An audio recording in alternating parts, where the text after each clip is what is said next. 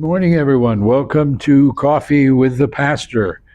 Uh, this morning, we're going to start our discussion on I've lost my first love. How do I get it back? We're going to start in Mark's Gospel, Mark 10.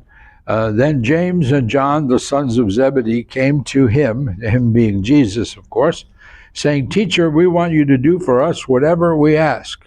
That's a big statement. And he said to them, "What do you want me to do for you?" And they said to him, "Grant us that we may sit, one in your right hand and the other on your left, in your glory." But Jesus said to them, "You do not know what you ask. Are you able to drink the cup that I drink, and be baptized with the baptism that I'm baptized with?" And they said to him, "We are able." Now, of course, they didn't even understand what it is they were asking. So Jesus said to them, "You will indeed drink the cup that I drink, and with the baptism I'm baptized with, will you be baptized. But to sit on my right hand and my left hand, well, that's not mine to give, and it's for those for whom it is prepared." And when the 10 heard it, they began to be greatly displeased with James and John. Well, I can only imagine. But Jesus called them to himself and said to them, "You know that those who are considered rulers over the Gentiles lord it over them, and their great ones exercise authority over them. Yet it shall not be among you. But whoever desires to become great among you shall be your servant, and whoever of you desires to be first shall be slave of all. For even the Son of Man did not come to be served, but to serve, and to give his life a ransom for many." Now, in Matthew's Gospel, we know that the mother of Zebedee comes and petitions Jesus.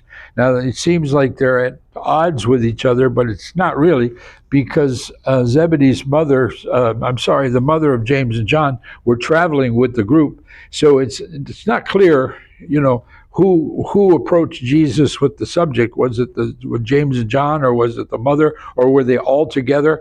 It's not clear. But clearly it's remembered differently by the two apostles.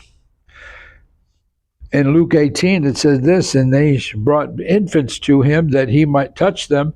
And when disciples saw it, they rebuked them. But Jesus called to them and said, 'Let the little children come to me, and do not forbid them, for such is of the kingdom of God.'"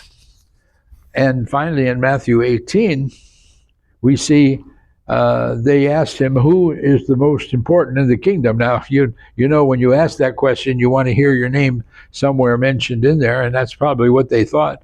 And then Jesus called the little child to himself, and said to him in the midst of them, and he said, "Surely I say to you, unless you are converted and become as little children, whoever humbles himself will enter the kingdom of heaven. Therefore, whoever humbles himself as this little child is the greatest in the kingdom." Now, can you imagine their consternation when Jesus points to this little child and says, "This little child is the greatest"? Why? Because he has childlike faith. We believe it because God said it. With children, you tell them something and they believe it. And the same thing is supposed to be true for us. If he tells us in his word to do something or gives us instructions, we're to do it and be obedient servants. God bless you, and we'll see you again next time.